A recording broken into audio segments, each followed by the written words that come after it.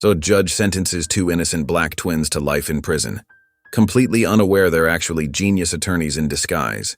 She thinks they're just another pair of troubled kids lost to the system.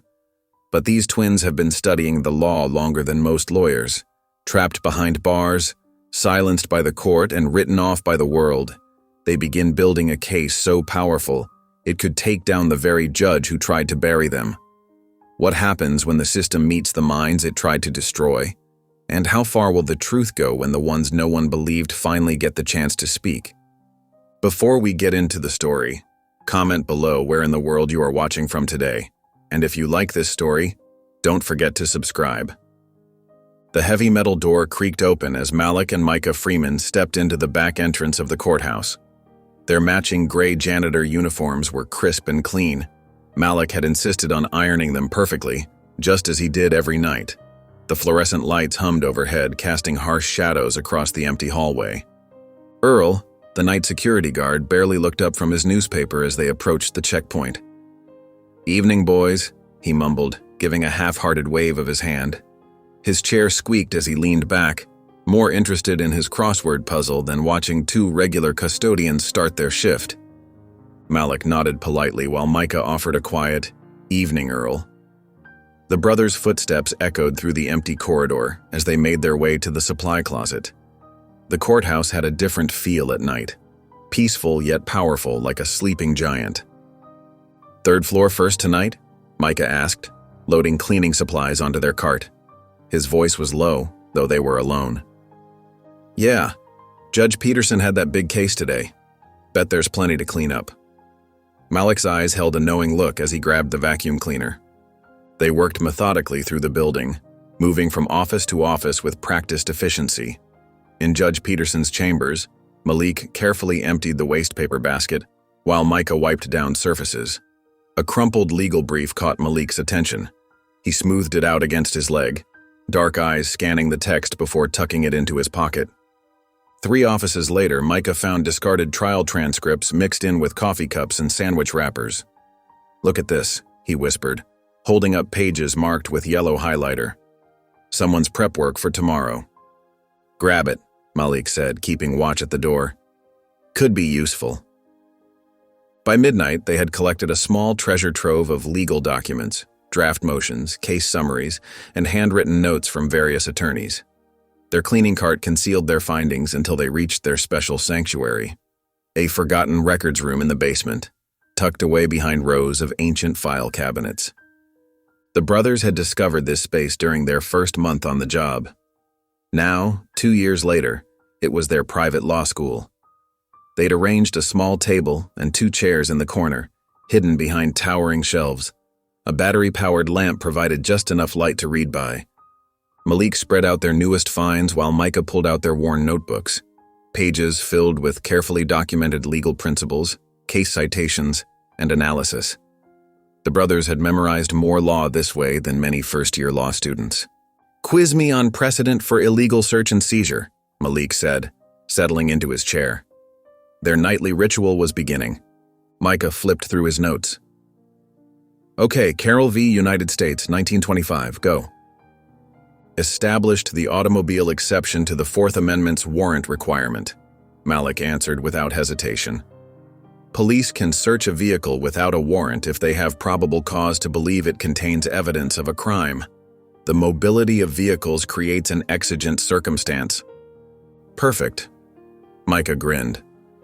"But look at this ruling from Peterson today." He held up one of their salvaged papers. He cited Carroll but missed a key distinction. The search happened in the defendant's driveway, not on a public road. Malik leaned forward, studying the document. "That's sloppy reasoning. The mobility argument doesn't apply the same way on private property. There's a whole line of cases that address curtilage." "Exactly." Micah's eyes lit up with the thrill of legal analysis. "This is the kind of thing we need to bring up at the debate next week." They'd been planning for months to attend the public law debate at the local university. Students from 3 law schools would be arguing constitutional issues.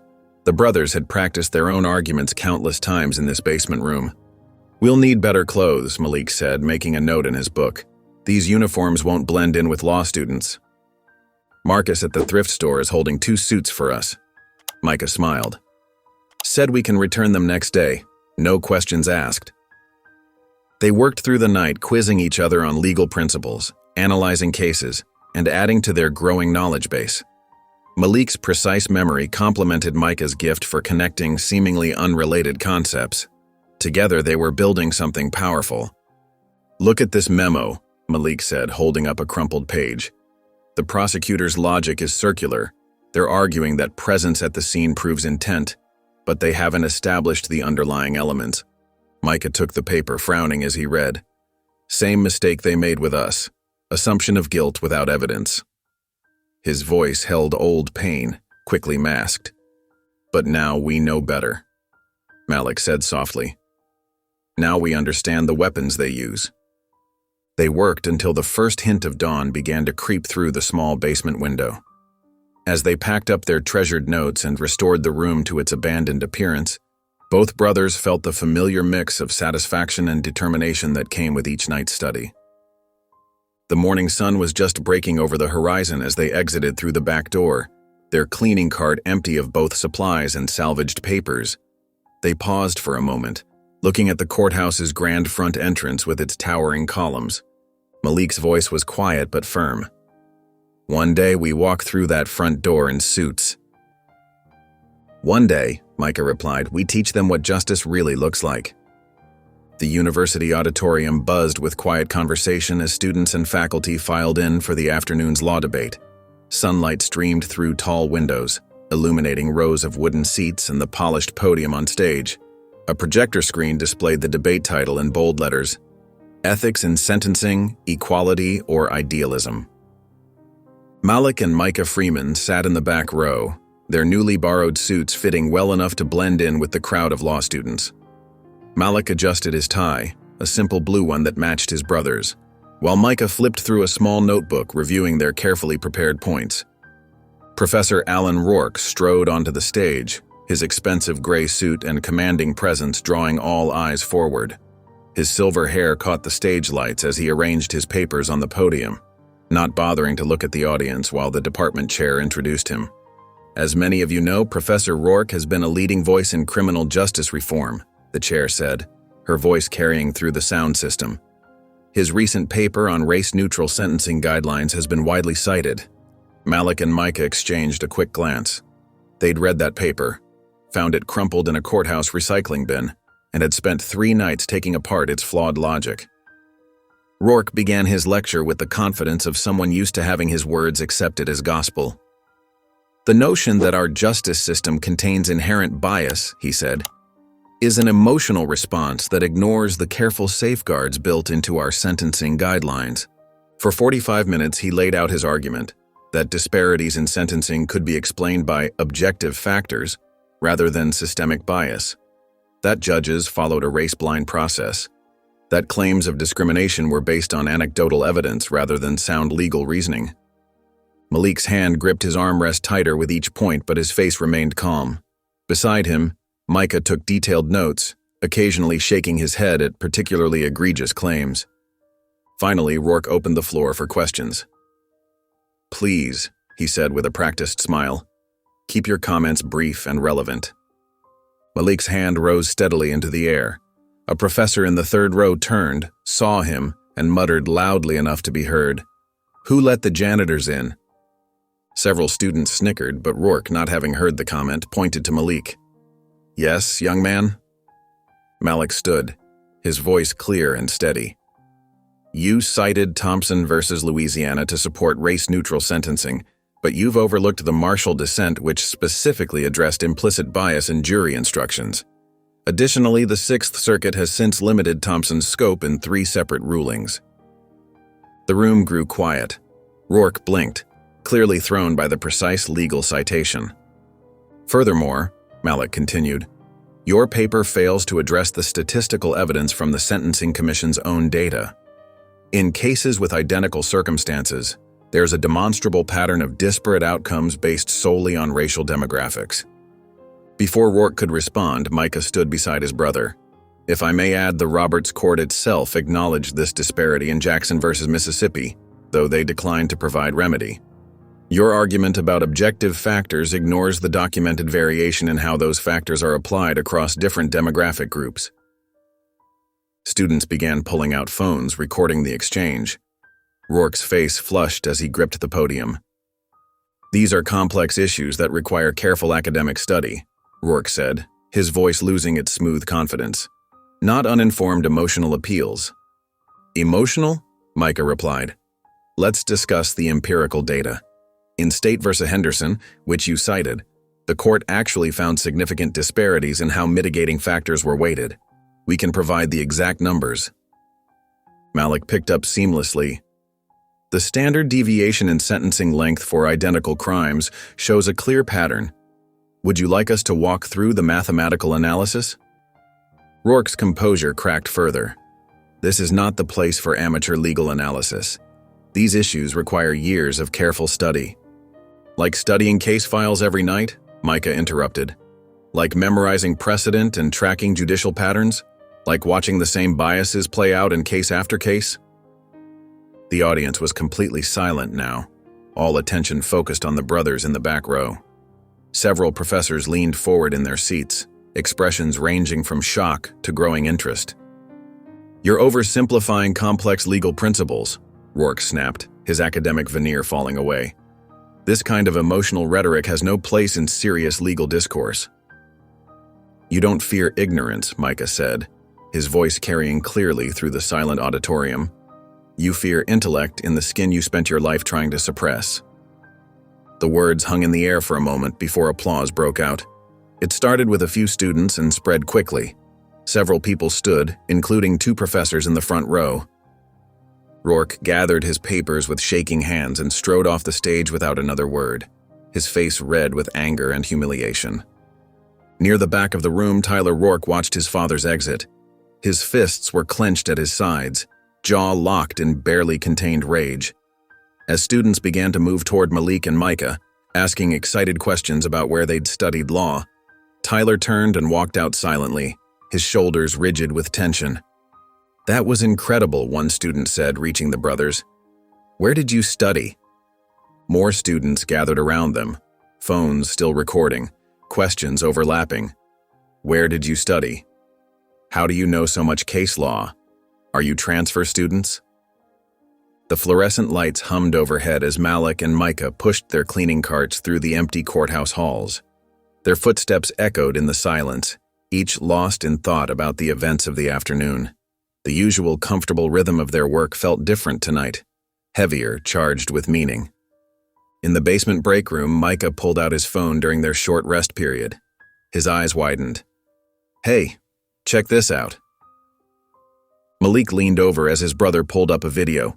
There they were, standing in the university auditorium, their voices clear and confident as they challenged Professor Rourke. The view counter kept ticking up. 2,147, 2,148, 2,149.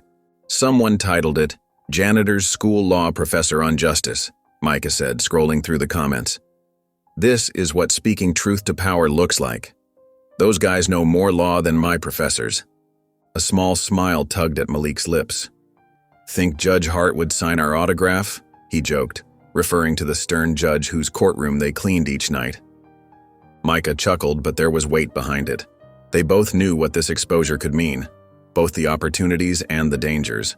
Their carefully maintained anonymity was slipping away. "We knew this day would come," Malik said quietly, watching another clip of their exchange. "Just maybe not quite like this."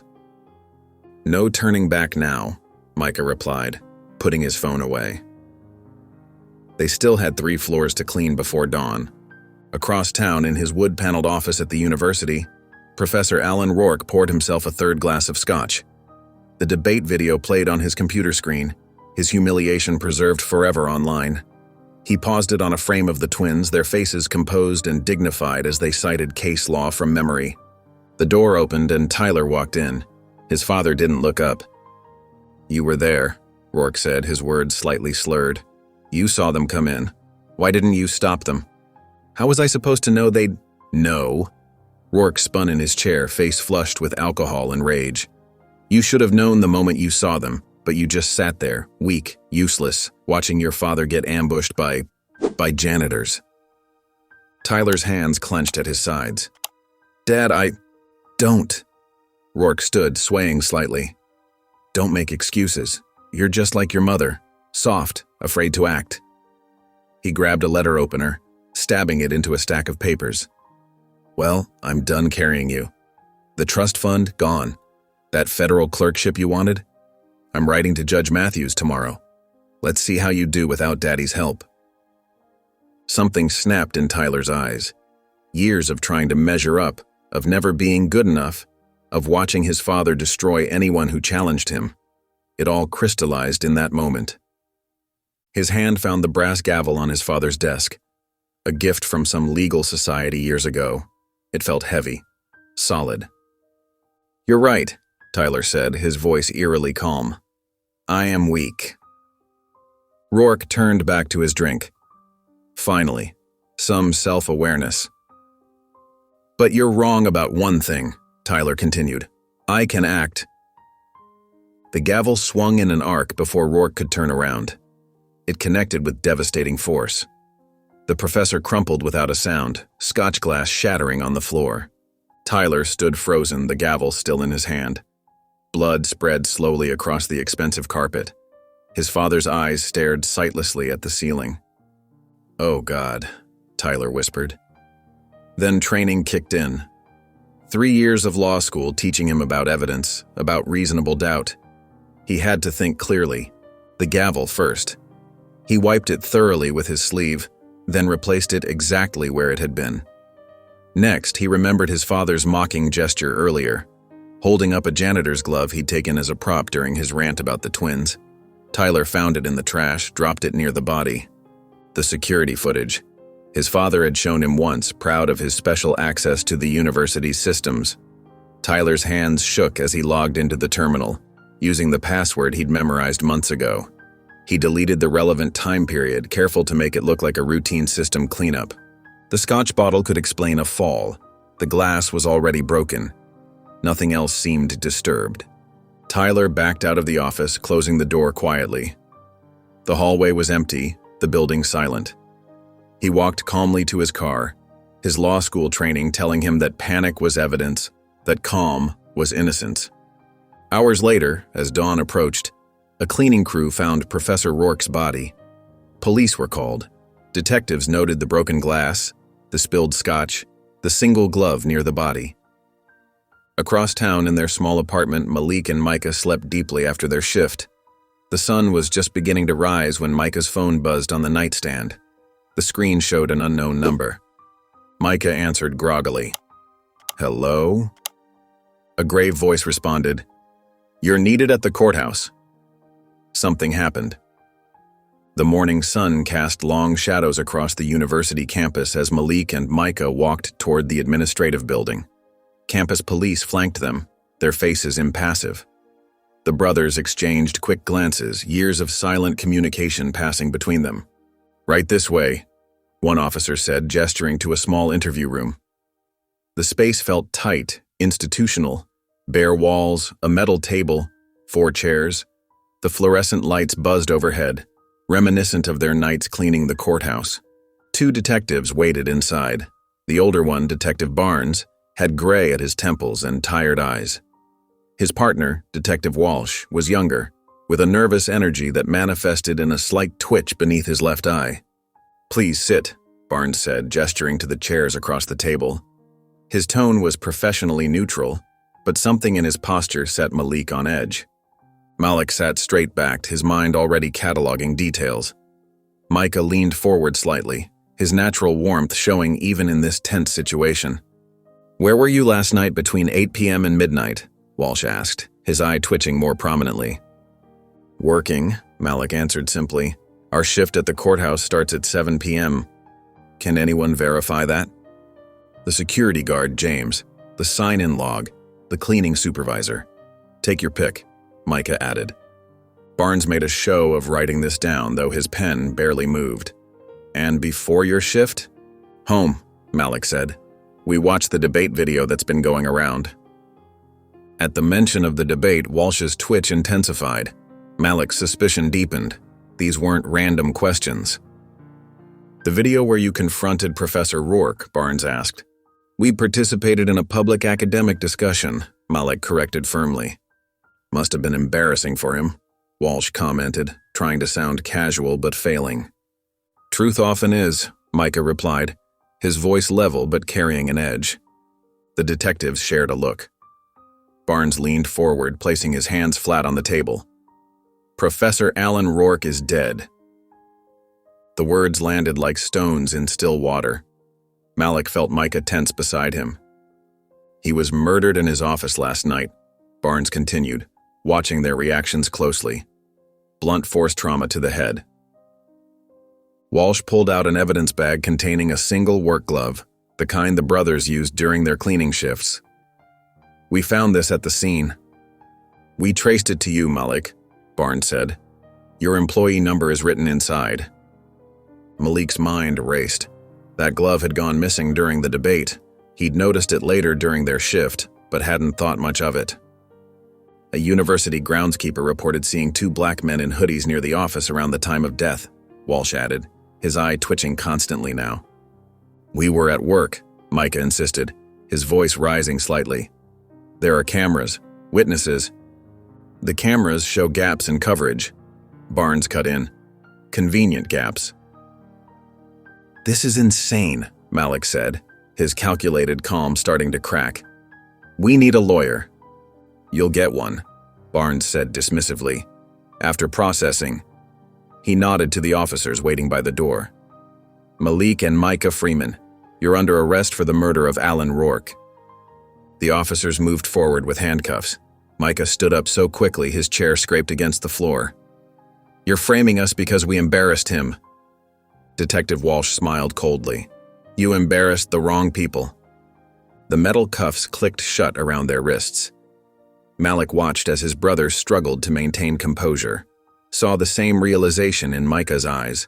They were being railroaded, and it had been planned carefully. The processing at the local jail felt surreal. Fingerprints, mugshots, the cold institutional efficiency of a system they'd studied from the outside, now closing in around them. Their shoelaces were taken, along with their belts and the strings from their hoodies. The holding cell was small, with concrete walls and a single narrow window set high near the ceiling. As the door clanged shut, Malik turned to his brother. "We're not outgunned," he whispered. "We're just outnumbered." Micah was already moving, pulling the last string from his hoodie that he'd managed to hide during processing. He knelt in the corner where the light was better and began using the tip of the string, dipped in dirt from the floor, to write on the wall. "Then we better start writing," he said, sketching out the beginnings of their defense plan. The brothers huddled together, their voices low as Micah's improvised pen scratched against the concrete. Years of studying case law in secret, of memorizing precedents while pushing mops and emptying trash cans. It had all been preparation for this moment. They weren't just fighting for their freedom now. They were fighting to prove everything they'd learned in those quiet courthouse nights. Malik watched as Micah's dirt-drawn letters took shape on the wall, their defense strategy emerging from the shadows of their cell.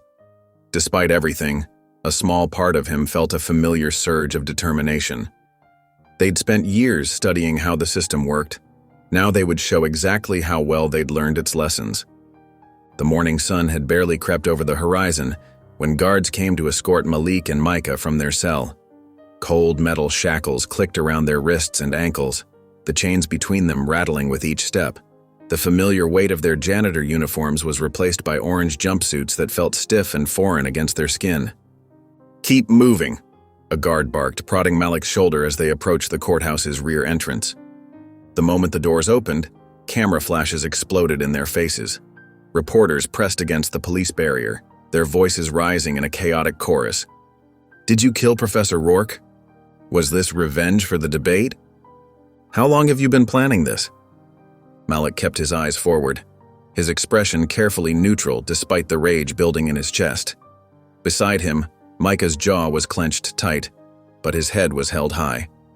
They'd walked these halls countless times before, pushing cleaning carts and memorizing legal texts. Now the polished floors and wood-paneled walls felt like a funhouse mirror version of the place they knew. familiar shapes twisted into something sinister. The elevator ride to the third floor was silent except for their chains. The guard's radio crackled with static and coded messages. Malik caught fragments about high-profile and security concerns. His mind was already working, analyzing patterns, noting details that might matter later.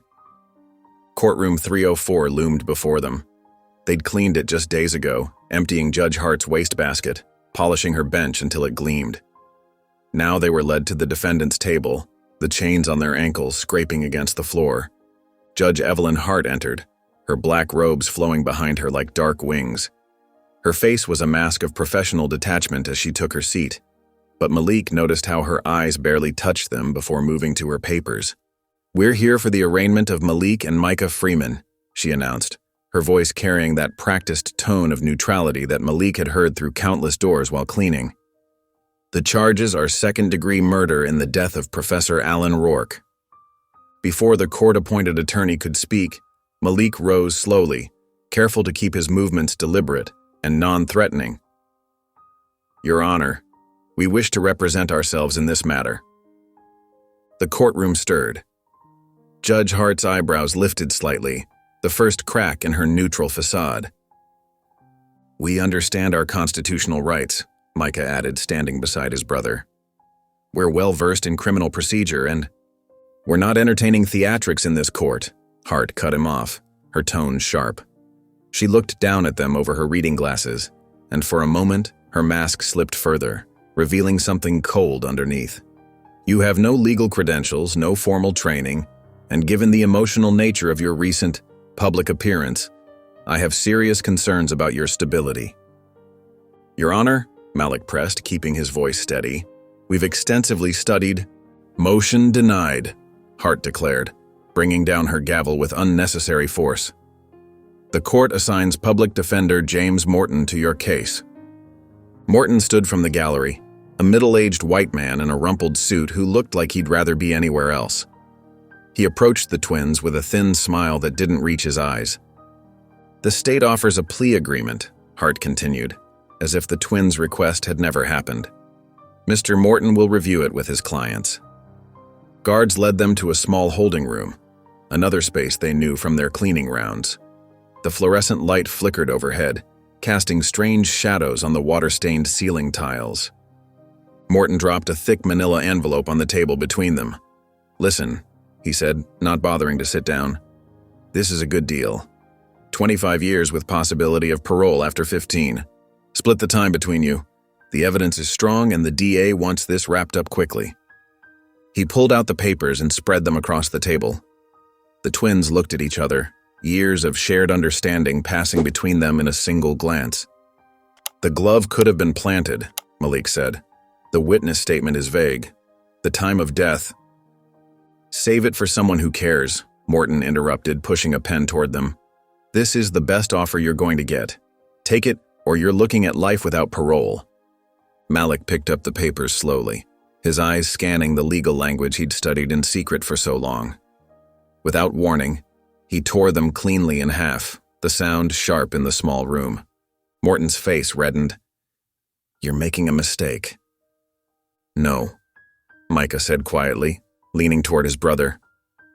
"They want this to be over. They're scared if we speak." Malik met his brother's eyes and nodded. "Then we'll make them listen." Morton gathered the torn papers with shaking hands and stormed out, leaving the twins alone in the holding room. The fluorescent light continued its erratic dance overhead, but neither brother noticed. They were too focused on each other, on the challenge ahead, on the years of hidden knowledge that were about to become their strongest weapon. The afternoon sun cast long shadows through the courtroom's tall windows, but the atmosphere inside remained cold and sterile. Courtroom 304 had filled with spectators, their faces uniformly pale under the harsh fluorescent lights. Judge Evelyn Hart sat at her bench, her expression carved from stone as she shuffled through the mounting stack of pre-trial motions. Malik and Micah sat rigidly at the defense table, their orange jumpsuits stark against the dark wood furniture. Their court-appointed attorney, James Morton, slouched beside them, his case files barely opened. The twins watched as he absently doodled on his legal pad, making no notes about the proceedings. Assistant District Attorney Sarah Peterson approached the podium, her heels clicking against the polished floor. Your Honor, the state moves to suppress several pieces of evidence that we believe would unfairly prejudice the jury and contaminate the proceedings. Malik's fingers twitched, legal arguments forming in his mind. But the chains around his wrists reminded him of his silence. He glanced at Morton, willing him to speak up, to challenge what was coming. The lawyer didn't even look up from his doodles. First, Peterson continued, we move to exclude the surveillance footage from the university hallway outside Professor Rourke's office. The footage has been marked as unavailable due to technical issues during the time in question. Micah shifted in his seat, his shoulder brushing against Malik's. Both brothers knew what technical issues meant. They'd spent enough time studying case files to recognize a cover-up. Morton finally lifted his head, but only to stifle a yawn. Judge Hart's eyes flickered to him momentarily, something like satisfaction crossing her features when he remained silent. Second, Peterson pressed on, we move to exclude testimony from the janitorial staff regarding the defendant's whereabouts on the night in question. These witnesses lack credibility, and their statements are inconsistent with other evidence. Malik's jaw clenched. Their co-workers had tried to help, had tried to tell the truth about seeing them leave hours before Rourke's death. Now their voices would be silenced too. Finally, Peterson said, her voice taking on an almost bored tone, we move to exclude any mention of a formal university complaint filed against Professor Rourke regarding allegedly inappropriate remarks. This complaint is irrelevant to the current proceedings and would only serve to inflame the jury's emotions. The twins watched as Judge Hart nodded along, her pen poised over the orders. In the gallery behind them, a reporter scratched away in his notebook, his eyes fixed firmly on his pages. The rest of the audience sat in pristine silence, their faces showing neither interest nor concern for the systematic dismantling of the brothers' defense. Morton shuffled some papers, making a show of reviewing them. Your Honor, he said finally, his voice barely carrying beyond the defense table, we would object to the, exclusion of the surveillance footage. The technical issues seem convenient. Judge Hart's eyes narrowed slightly. Noted, she said, her tone dismissive. However, we can't compel the production of evidence that doesn't exist. The state's motions are granted on all counts. Her gavel fell 3 times in quick succession, each strike echoing through the courtroom like a gunshot. Malik felt each impact in his chest, watching as their chances for justice grew dimmer with each ruling. The twins sat in enforced silence as Peterson gathered her materials, a small smile playing at the corners of her mouth. The reporter finally looked up from his notebook, his eyes sliding past the brothers as if they were furniture. The white faces in the gallery began to rise, filtering out of the courtroom in a quiet shuffle of expensive shoes and rustling clothes. Morton closed his barely touched files and stood. We'll talk strategy later, he muttered, though his tone suggested no such conversation would actually occur. He followed the crowd toward the exit, leaving his clients to wait for the guards. As the brothers were led out of the courtroom, Malik noticed Judge Hart watching them from her bench. Her mask of neutrality had slipped slightly, revealing something that looked almost like satisfaction. She'd achieved her goal. Their defense had been gutted before it could begin, all under the guise of proper procedure. The guards directed them through the side door, away from the main hallway where reporters might be waiting. In this narrow service corridor, the brothers were momentarily alone with their escorts. Micah leaned close to his brother, his voice barely a whisper. They just erased us with 3 strokes of a pen. Malik's response was equally quiet but filled with determination. Then we write louder. The guards prodded them forward, their chains rattling against the floor as they moved toward the holding cells. The afternoon sun no longer reached this part of the building, leaving them in fluorescent-lit shadow as they walked away from the courtroom, where their story had just been systematically erased. The morning sun filtered through the high windows of courtroom 304, casting harsh squares of light across the worn carpet. Malik and Micah Freeman sat at the defense table in suits that hung loosely on their frames, standard-issue attire from the jail's collection of donated clothing. The jacket's shoulders sagged, and the pants pooled around their ankles, making them look smaller than they were. A guard stood directly behind their chairs, close enough that the twins could feel his breath. Another positioned himself by the side door. The message was clear. No movement, no talking, no conferring during the proceedings. The gallery had filled early, mostly with white faces eager to witness what the local paper had dubbed the professor's murder trial. In the front row, Tyler Rourke sat with perfect posture, his expression carefully blank as he stared straight ahead. Judge Hart swept into the courtroom, her black robes billowing. "Bring in the jury," she commanded, not bothering to look at the defendants. The 12 jurors filed in, 11 white, 1 Asian. During jury selection, the prosecution had struck every black candidate for reasons that their attorney, James Morton, hadn't bothered to challenge. Assistant District Attorney Peterson approached the podium in a crisp navy suit. "Ladies and gentlemen of the jury," she began, her voice carrying clearly through the hushed room. "This case is about 2 men who couldn't accept their place in society. When Professor Alan Rourke exposed their intellectual pretensions, they responded with violence, the kind of violence that proves exactly what the professor had been warning about." Malik's hands tightened into fists under the table. Micah pressed his knee against his brother's, a silent reminder to stay calm. The prosecution's first witness took the stand, George Whitman, the university groundskeeper. His work boots squeaked against the polished floor as he settled into the witness chair. "Tell us what you saw that night, Mr. Whitman," Peterson prompted. "Well, I was doing my evening rounds," Whitman drawled, tugging at his collar. "Saw 2 black men in hoodies hanging around the humanities building. They looked suspicious, out of place." "And what time was this?" "Around 9, I reckon. Dark out already." Malik reached for his pen, scribbling a note about their time card records showing they'd clocked out at 6. The guard behind him immediately snatched the paper away. Morton didn't even rise for cross-examination. "No questions, Your Honor," he mumbled, returning to his crossword puzzle. Next came Dr. Sandra Phillips, the state's forensic technician. She carried herself with an air of academic superiority as she described the evidence. "We found traces of blood on the interior of the work glove recovered at the scene," she testified, pointing to photographs projected on a screen. "While the sample was partial, the pattern is consistent with transfer from an object used in blunt force trauma." Micah shifted in his seat, recognizing the flaws in her analysis. The blood pattern she described could have come from dozens of scenarios, including someone planting evidence. But Morton remained seated, letting the testimony stand unchallenged. The prosecution's star witness was Dr. Benjamin Hayes, a psychologist specializing in criminal behavior. His silver hair and wire-rimmed glasses gave him an air of authority that seemed to captivate the jury. "In your expert opinion," Peterson asked, "what role might the defendant's twin relationship play in this crime?" "Studies have shown that identical twins can develop a heightened sense of shared identity," Hayes explained, his tone professorial. "This can lead to increased risk-taking behavior and decreased individual accountability.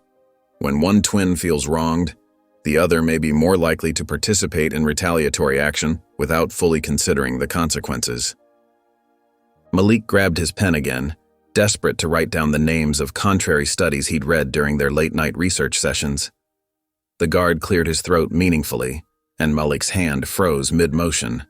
Throughout the morning, Morton's defense consisted mainly of token objections, most muttered so quietly that Judge Hart had to ask him to repeat himself. During breaks, he avoided eye contact with his clients, spending more time chatting with the prosecution team than reviewing his notes.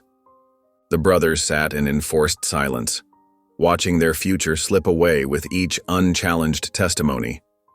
They had spent countless nights studying law in that basement room, memorizing precedents and procedures, only to now sit mute while others constructed a false narrative around them. By late afternoon, Peterson had wrapped up her case with a dramatic flourish. "The evidence is clear," she declared to the jury. 2 men, humiliated by their intellectual superior, returned under cover of darkness to exact revenge. They used their access as janitors to enter the building, killed Professor Rourke with his own award, and thought their careful study of legal proceedings would help them escape justice. Morton's closing argument lasted barely 5 minutes.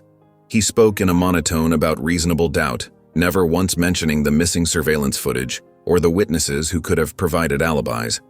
The jury filed out at 4:15 p.m. The twins watched them go, noting how none of them looked in their direction. At 6:20 p.m., the bailiff announced their return. The courtroom fell silent as the jury foreman stood. Judge Hart's voice cut through the tension. "Has the jury reached a verdict?" "We have, Your Honor." "What say you?" "In the matter of the state versus Malik and Micah Freeman, on the charge of murder in the second degree, we find the defendants guilty." The word landed like a physical blow. In the gallery, several people nodded in satisfaction. Tyler Rourke's shoulders relaxed slightly. Judge Hart looked down at the twins, her face betraying no emotion. "The sentence for second-degree murder in this state is life imprisonment without the possibility of parole. Given the premeditated nature of this crime and the defendant's refusal to show remorse, I see no reason for leniency." She paused, then added, "You had opportunities in this society. You chose instead to destroy a valuable member of our academic community. You will serve your sentences at Madison State Penitentiary. Court is adjourned." The gavel fell with finality. As guards moved to escort them out, Micah turned his head toward his brother. His voice was soft but clear. "They didn't convict us for what we did. They convicted us for what we know." The prison transport van lurched forward on the uneven road, its suspension groaning under the weight of its passengers. Inside, Malik and Micah Freeman sat on cold metal benches, their ankles and wrists bound in heavy chains that clinked with every bump. Dawn was just breaking, painting the sky in shades of gray that matched the colorless walls of Brickwood Penitentiary looming ahead. The fortress-like structure grew larger as they approached, its watchtowers casting long shadows across the barren yard. Neither brother spoke. The only sounds were their measured breathing, the rattle of their restraints, and the occasional cough from one of the armed guards flanking them. Through the van's wire mesh windows, they could see the prison's reputation written in its architecture: stark concrete walls topped with razor wire, narrow windows like suspicious eyes, and guard towers positioned for maximum coverage. Brickwood was known throughout the state system for two things: its racial tensions and its overcrowded conditions. The van passed through 3 security checkpoints before coming to a stop in a covered receiving area. The guards yanked them to their feet roughly, making the chains bite into their skin. "Welcome to your new home, lawyers," one guard sneered, shoving them toward the intake door. Inside, the processing began with mechanical efficiency. They were stripped of their jail uniforms and subjected to invasive searches that seemed designed more for humiliation than security.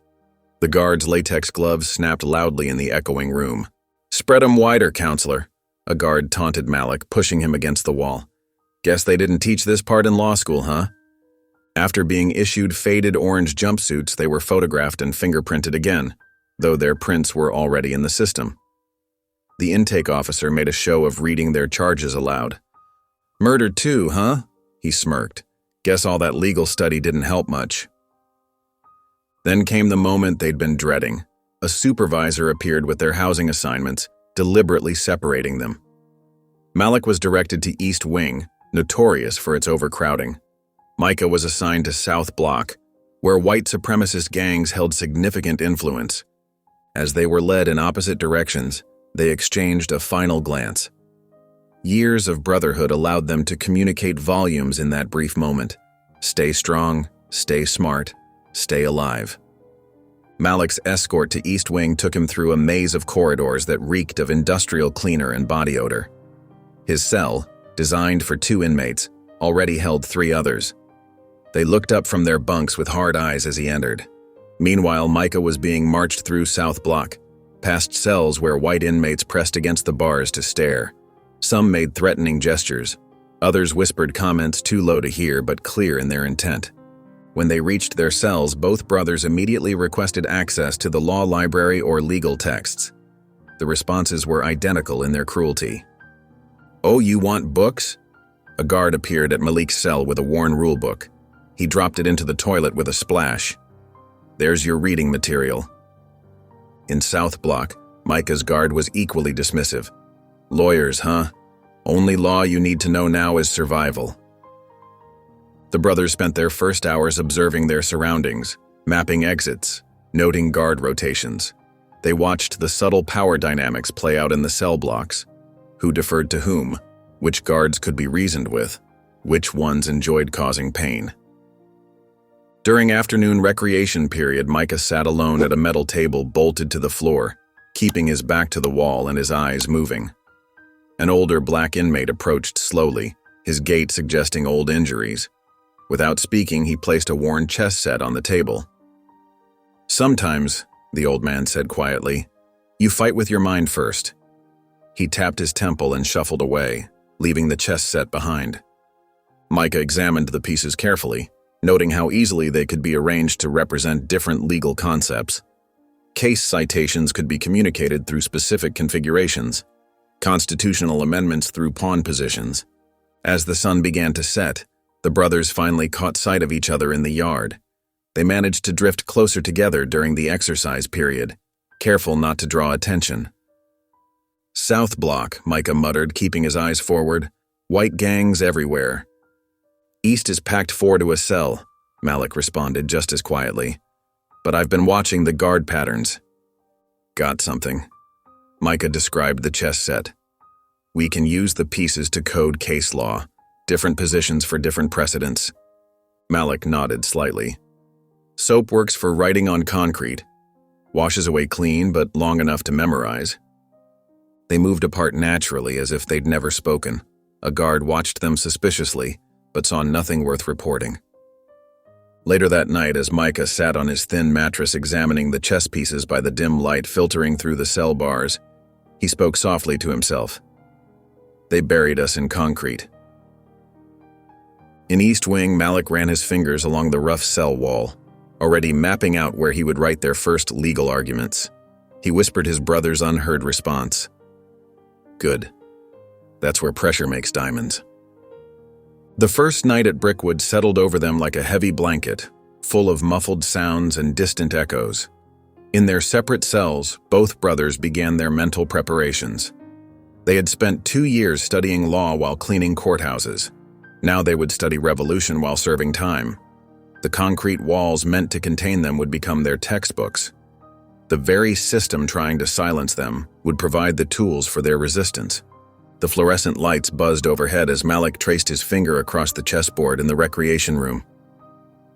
3 days had passed since their arrival at Brickwood, but it felt like weeks. The board sat on a metal table bolted to the floor, its scratched surface telling stories of countless games played before. But this wasn't about chess. Not really. It was about survival, about finding ways to communicate when every word was monitored. Malik studied the position of the pieces carefully. 2 pawns forward, knight to the left, Micah's signal about witness testimony rules, a bishop diagonal across 3 squares, constitutional precedent on due process.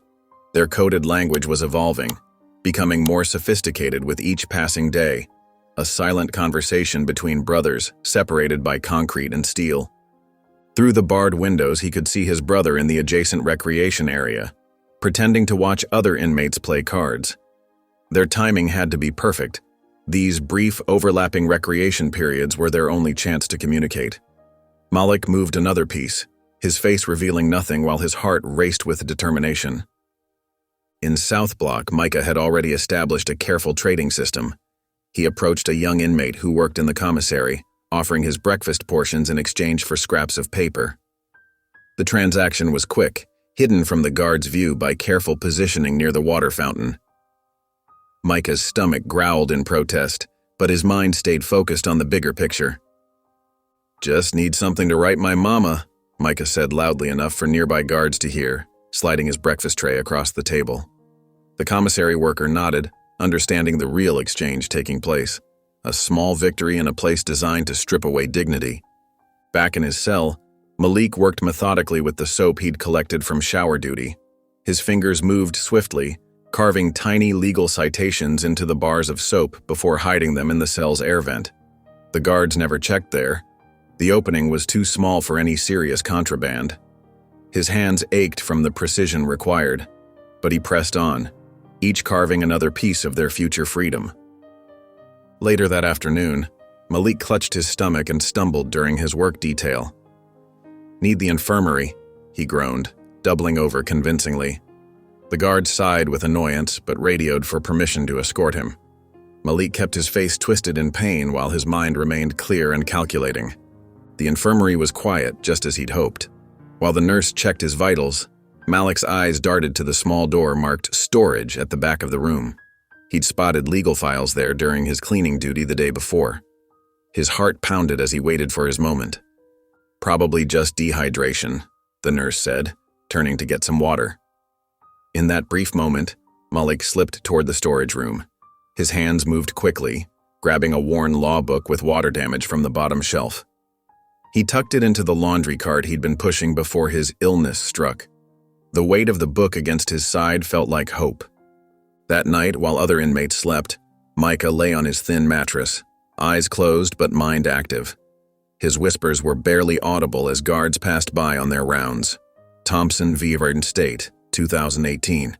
Judge's failure to allow cross-examination of expert witness constitutes reversible error. He worked through the night, committing 17 appellate rulings to memory, his brain the one place they couldn't search. In their separate cells, both brothers began the painstaking work of reconstructing their trial. Malik used a tiny pencil stub to note procedural violations on scraps of paper hidden in his mattress. Micah created a mental timeline of judicial bias, remembering every dismissive gesture from Judge Hart, every objection sustained against them. They were building their case brick by brick, even as the prison walls tried to contain them. During exercise period, Micah found himself alone near a wooden bench in the yard. Making sure no guards were watching, he pulled out a small piece of metal he'd worked loose from his bed frame. Carefully, he scratched into the underside of the bench. "We're not done. We're just buried." His fingers trembled slightly, not from fear, but from the intensity of his conviction. The message would likely be discovered and removed, but that wasn't the point. It was a reminder, to themselves and to anyone else who might find it, that walls don't always mean defeat. That sometimes being buried is just the beginning of growing something new. As evening approached, Malik sat in his cell, using his daily cleaning time to work on the wall. With precise, tiny letters, he wrote near the bottom, "Hart suppresses alibi witnesses in 62% of her black defendant cases." The statistics were burned into his memory from their courthouse research. Each number represented a life disrupted, a story silenced. Below that first line, his hand steady and determined, he added, "We don't need a voice, we need a witness." The words flowed from his heart, a quiet declaration of purpose in a place designed to make him feel powerless. The words were small enough to be missed during casual inspection, but clear enough to read if you knew where to look. Like everything else they'd done since arriving at Brickwood, it was a calculated risk. One more piece in their growing arsenal of truth. Malik stepped back, his eyes taking in his handiwork with quiet pride. Guards passed by, their boots echoing on the concrete floor. Malik kept cleaning, the motion of his rag concealing the writing beneath. In South Block, Micah continued memorizing case law, each precedent another tool for their future. The prison's attempts to silence them had only taught them new ways to speak. Every restriction became an invitation to innovate, every barrier a challenge to overcome. They were lawyers without a courtroom, but they were building their case all the same. The fluorescent lights hummed in the empty courthouse as Leah Alvarez pushed her cart of files down the familiar hallway. Her heels clicked against the polished floor, echoing in the late afternoon quiet. Judge Hart's office stood at the end of the corridor, its heavy wooden door slightly ajar. Leah paused at the threshold, taking in the musty smell of old paper and leather-bound law books. The office was a shrine to power, dark wood paneling, brass fixtures, and rows of legal volumes that seemed more for show than use. She'd been here countless times, but today felt different. The digitization order meant she'd be handling files that hadn't seen daylight in years. Her father, Judge Marcus Alvarez, had recommended her for this position. "Good experience," he'd said, though Leah suspected he mainly wanted to keep her close to his world of federal courts and political connections. She adjusted her blazer and got to work.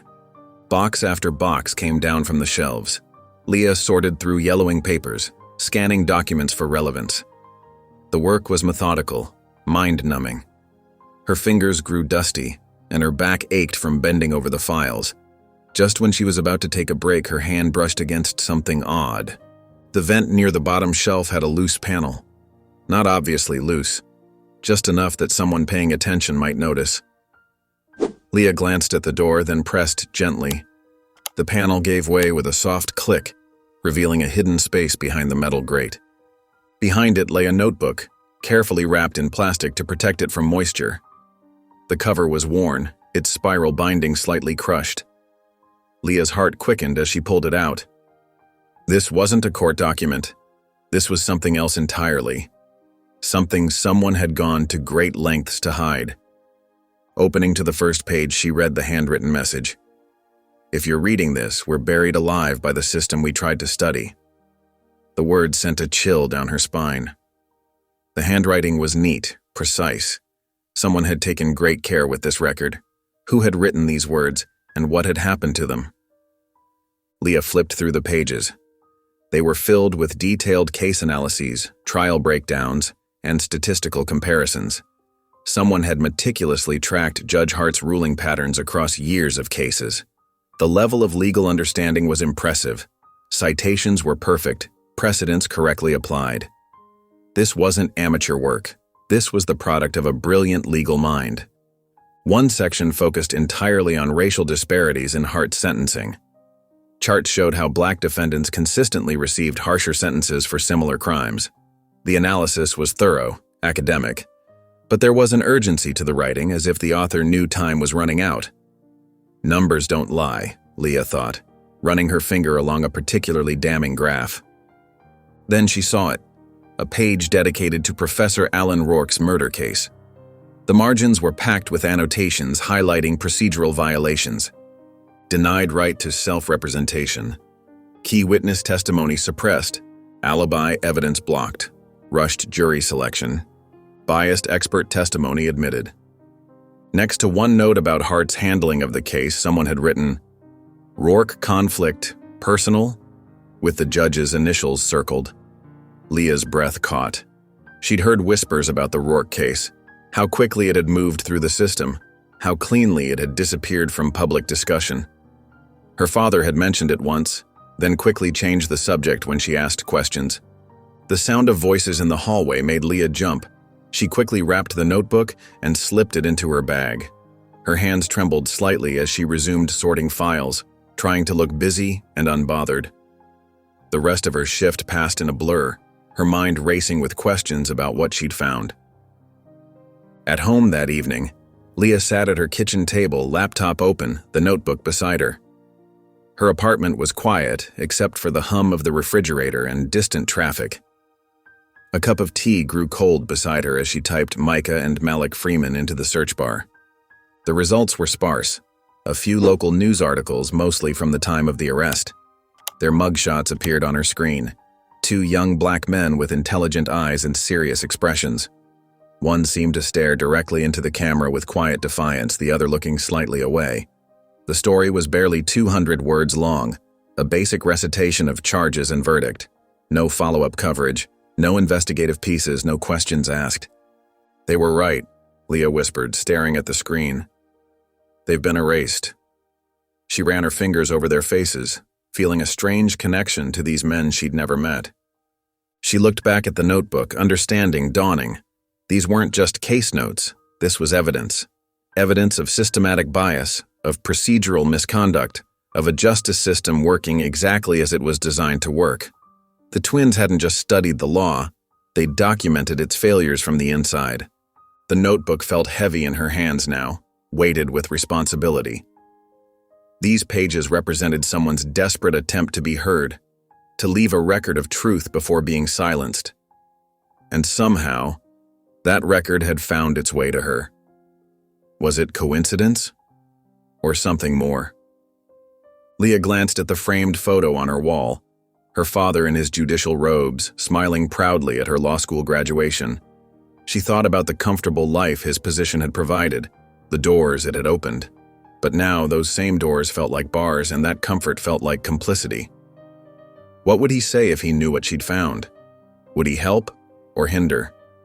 She closed the laptop, the twins' faces disappearing from view, but their story remained, preserved in ink and paper, waiting to be told.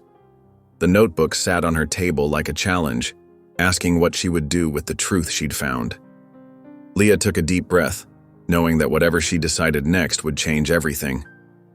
The morning sun filtered through the high windows of the courthouse records room as Leah settled into her workstation. She'd chosen the farthest desk from the door, partially hidden behind tall shelving units filled with case files. Her laptop hummed quietly as she logged into the court's database, her fingers hovering over the keyboard for a moment before typing in Judge Hart's name. The records room was quiet except for the occasional shuffle of papers and the distant sound of footsteps in the hallway. Leah had told the clerk she was cataloging closed cases for the digitization project, a perfect cover for accessing years of sentencing data. Her heart beat a little faster as she began pulling up case after case, the weight of her secret mission making her palms slightly damp. The fluorescent lights buzzed overhead as she created a spreadsheet, methodically entering dates, charges, defendant demographics, and sentencing outcomes. The work was tedious but crucial. Each entry added another piece to the puzzle she was assembling, a picture she both dreaded and needed to see completed. Hours passed as she dug through 5 years of Judge Hart's cases. The pattern emerged slowly at first, then with stark clarity. Black male defendants under 25 received sentences that were, on average, 30% harsher than other defendants. The numbers were undeniable, a cold statistical confirmation of what she'd suspected all along. Leah's hands trembled slightly as she sorted through cases involving white defendants with similar charges. The contrast was striking. Multiple cases had been dismissed or diverted to alternative programs. One defendant, charged with assault, was sent to anger management classes.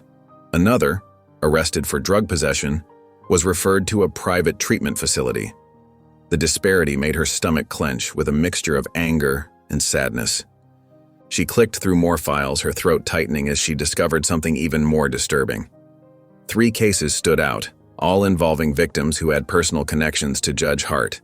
In one, the victim was a former law school classmate. In another, a fellow country club member. The third victim was married to Hart's niece. None of these connections had been disclosed during the proceedings. The ethical violation was glaring, hidden in plain sight among thousands of pages of court documents no one had bothered to cross-reference. Leah glanced around the empty room, then opened a new search window. She entered the date of Professor Rourke's death and began combing through security records. Most had been wiped clean, but whoever had done it hadn't known about the backup system's metadata storage. There it was, a login record from that night, Rourke T94. Tyler Rourke had accessed the building after hours. Leah's fingers flew across the keyboard as she dug deeper. The login showed he'd accessed multiple areas of the building, including the security system itself. The timestamps aligned perfectly with the estimated time of death. A chill ran down her spine as the pieces clicked into place. She sat back in her chair, processing what she'd found. The twins' notebook had led her here, but the evidence she was uncovering went beyond even their careful documentation. This wasn't just about bias.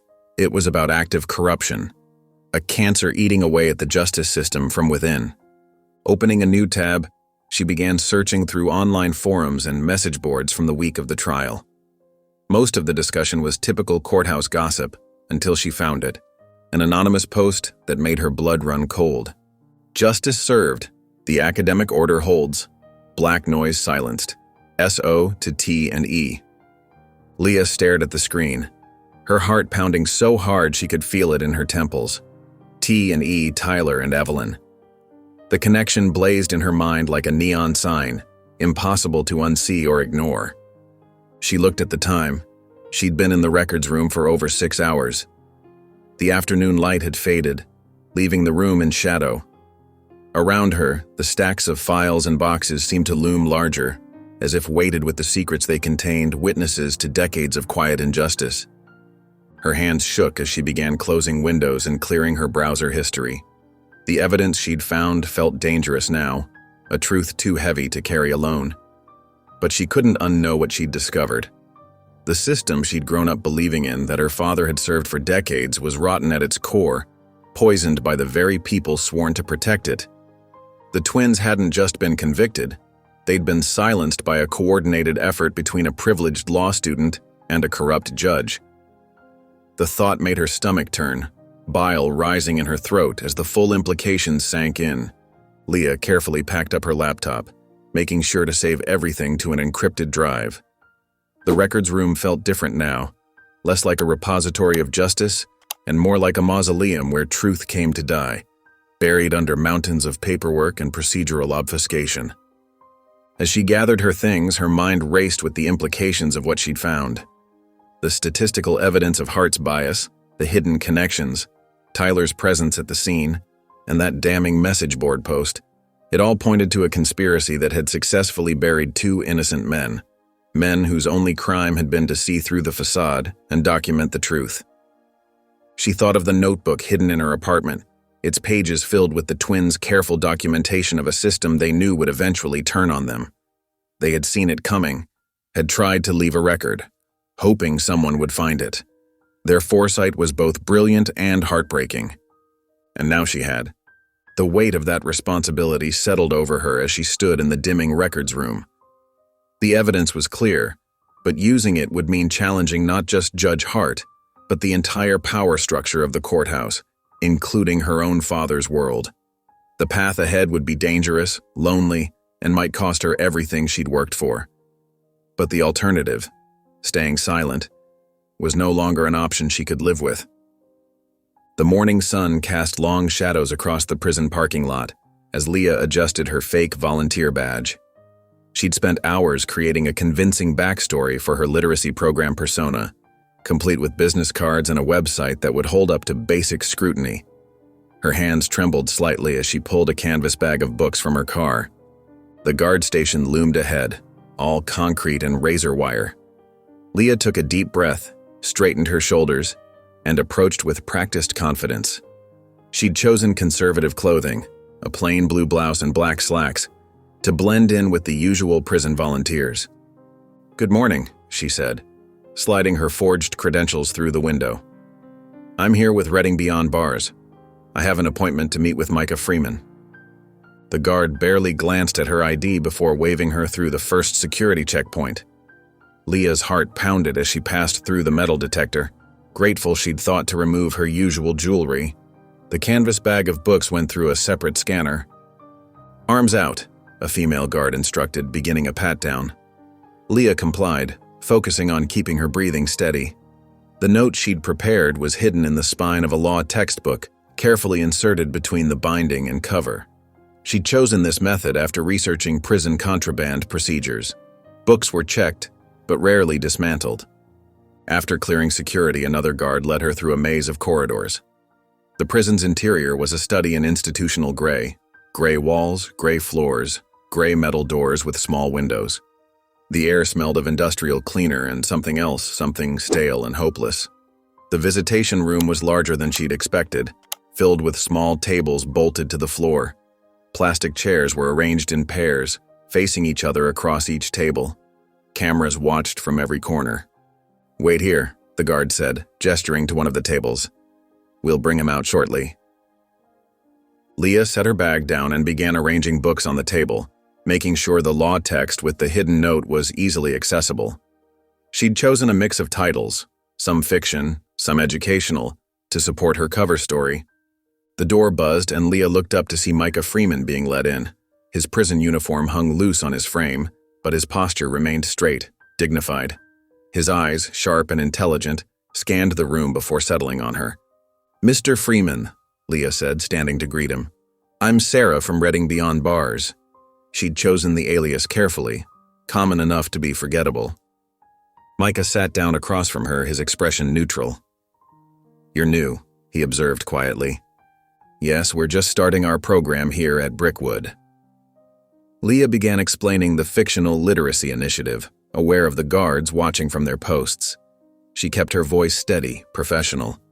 "We bring books to inmates interested in continuing their education," she continued, gesturing to the stack on the table. "I understand you have a particular interest in legal texts?" Something flickered in Micah's eyes. Recognition, perhaps, or suspicion.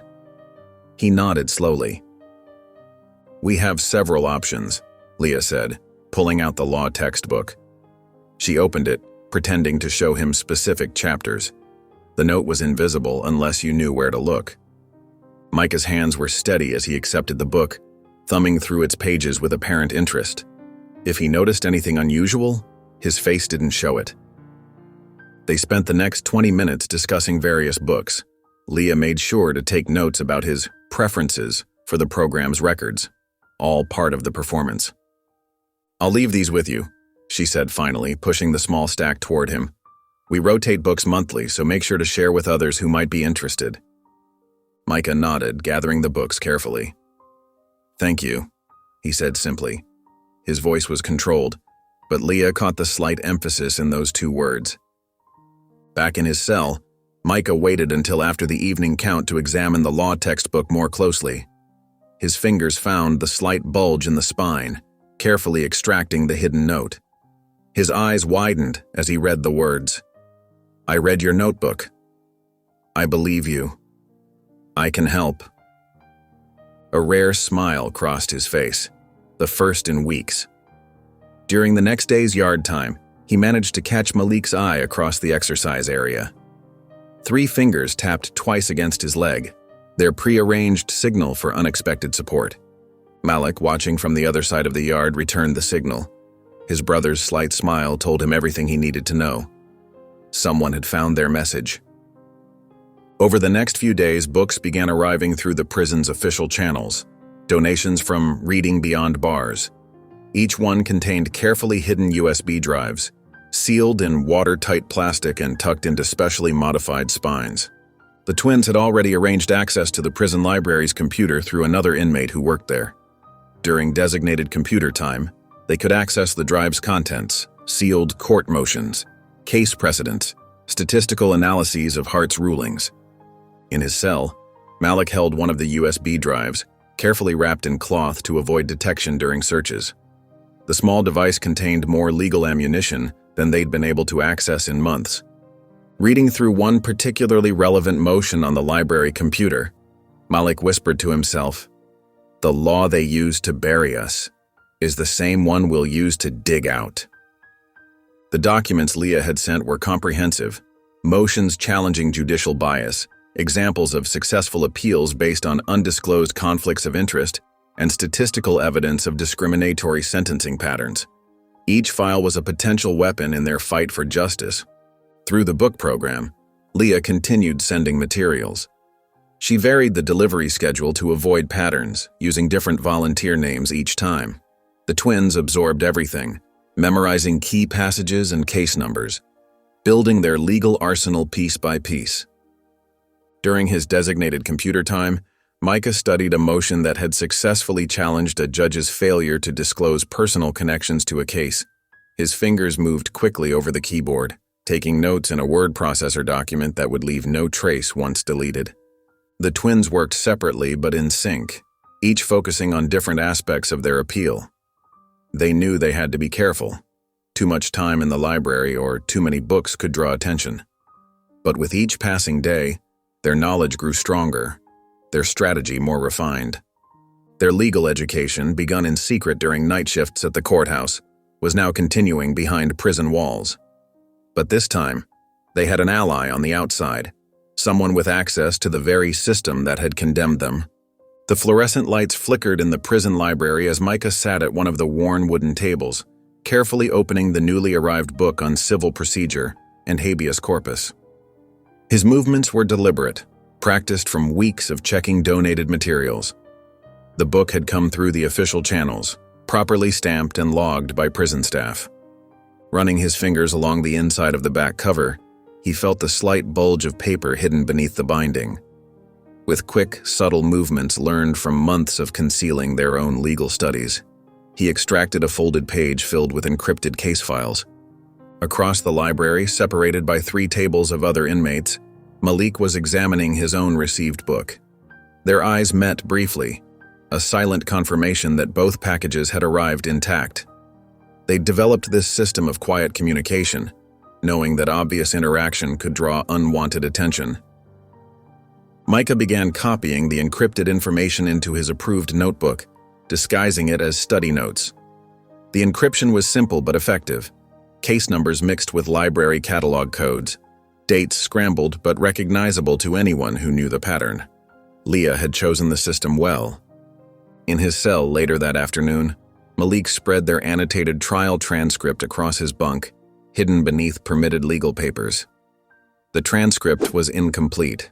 They'd had to reconstruct parts from memory, but it provided a framework. He began cross-referencing it with the new files Leah had sent, looking for discrepancies. During their shared recreation period, Micah managed to pass Malik a folded note hidden in a chess piece. "Check motion 276-B, it read, filed under seal. Back in their respective cells, they worked separately but in parallel. Micah focused on the prosecution's sealed motions, while Malik analyzed the security logs. Years of studying law during their night shifts had taught them to divide tasks efficiently. Micah's discovery came first. Hidden in the stack of encrypted files was a motion he'd never seen before, one filed by the prosecution and approved by Judge Hart without ever appearing in the official record. The motion requested the suppression of all evidence relating to Tyler Rourke's presence on campus the night of the murder. His hands trembled slightly as he read the document. The prosecution had argued that Tyler's presence was irrelevant to the investigation and could prejudice the jury against the actual perpetrators. Judge Hart had granted the motion without a hearing, without notifying the defense, without any record in the official trial documents. Meanwhile, Malik was piecing together the security logs. The version presented at trial had been heavily redacted, showing only the twins' morning cleaning shift. But the unredacted log told a different story. At 11:47 p.m., someone had accessed the building using Professor Rourke's credentials. The user ID, Rourke T94, Tyler's university login. During their next chess game in the recreation area, they exchanged knowing looks. Micah moved his knight, using their coded system of chess moves to signal, he was there. Malik's responding pawn movement confirmed, and she covered for him. That evening, they began drafting their habeas corpus petition. They chose the name E.M. Freeman carefully, common enough to avoid immediate suspicion, but carrying their own truth within it. They worked separately, each focusing on different aspects of the petition. Micah documented every procedural violation, the suppressed motion about Tyler's presence, the undisclosed relationship between Judge Hart and the Rourke family, the denial of their right to self-representation, the systematic exclusion of exculpatory evidence. Malik focused on the pattern of judicial misconduct, statistical evidence of Hart's biased sentencing, documentation of similar cases where she'd hidden conflicts of interest.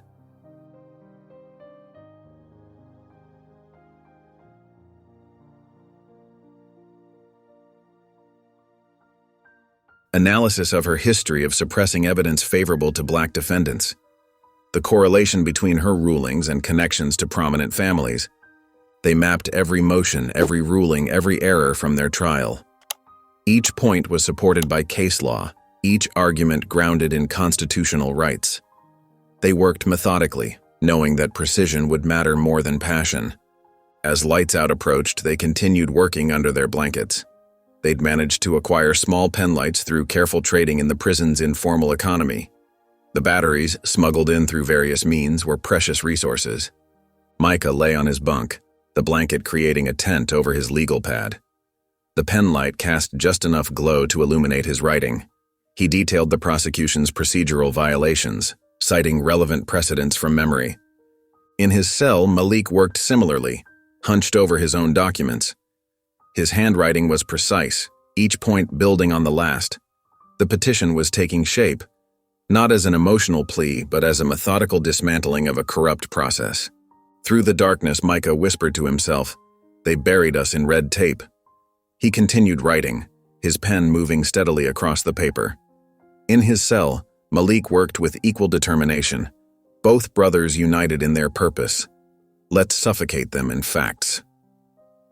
They worked through the night, their penlights dim beacons in the darkness of their cells. Every fact they'd uncovered, every procedural error they'd identified, every piece of evidence that had been hidden, all of it was being woven into a legal document that would be impossible to ignore. The petition took shape under their blankets, page by page, fact by fact. They weren't writing as wronged men seeking justice. They were writing as legal scholars exposing a systematic failure of the courts. Each brother worked on their separate sections, knowing they would soon need to find a way to combine their work into a single, powerful document. Their legal education, begun in secret during their nights cleaning the courthouse, had prepared them for this moment. Every case they'd studied, every precedent they'd memorized, every procedure they'd analyzed, it was all being put to use. The system that had tried to bury them had given them the tools to dig themselves out. The upscale Italian restaurant buzzed with quiet conversation as Leah Alvarez sat across from her father, Judge Victor Alvarez, at their usual corner table. The familiar scent of garlic and fresh bread filled the air, but Leah barely noticed it. Her mind was focused on the carefully prepared notes in her bag, the weight of them feeling heavier than their actual substance. Judge Alvarez studied the menu with his usual methodical attention, though he always ordered the same thing: linguine with clam sauce.